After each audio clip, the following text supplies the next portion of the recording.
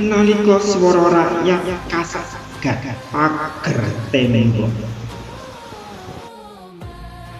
Ing lemah lembab pinggir kali, angin nggawa ambune lumpur lan tangis sing ora rampung. Langit peteng ora mung merga mega, nanging merga ati-ati sing kesel ngenteni tetulung sing ora tau tekan. Banjir bandang teka tanpa kula nuwun, nggerus omah nyeret sawah nglalepke kenangan. Keluarga ilang keseret arus, bondo donya lumebu pusaran tanpa bali. Ing tengah swara banyu sing nggeru, ana jerit bocah mecah wengi. Pake, mboke. Nanging sing dijawab mung gulungane banyu. Nanging prahara iki dudu mung udyan, ora mung kali sing luput wates. Ana kertas sing luwih deres tinimbang banyu. Ana stempel sing luwih abot tinimbang waktu. Legalitas dadi pager, birokrasi dadi tembok, lan rakyat mung bisa nyawang saka njaba. Swara keluh mung muter ning udara, kesandung aturan, keselek prosedur.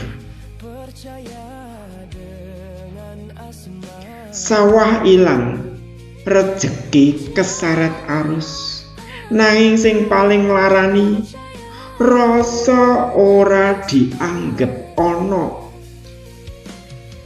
Duh Gusti Allah, ing papagan sasi poso niki, kula nyuwun donga sing ora saged kula ucap kanthi swara. Donga saka ati sing kesel nanging isih iman. Saka wong cilik sing ora duwe daya kajaba pasrah. Paringana kekiatan tumrap sing ketindes. Paringana panglipur tumrap sing kelangan. Nanging menawi wonten tangan lan ati sing kanthi sadar ndadosaken prahara, mugi panjenengan nedahaken keadilan. Keadilan sing ora bisa ditawar. Keadilan sing ora bisa disingkiri jabatan. Keadilan sing ora bisa diketoki kertas lan hukum manungsa. Supaya sing kuwasa eling yen saben keputusan ana tangis sing ngetutake. Supaya sing lali ngerti yen Gusti ora nate saleh. Mugi keadilanmu tumurun kaya cahya esuk, buka sing peteng, ngresiki sing keruh, lan mulihake rasa manungsa ing ati manungsa. Ing wengi kebak lampu darurat, rakyat ndedonga tanpa swara. Mugi Gusti maringi dalan. Nalika dalan manungsa wis ketutup pager tembok.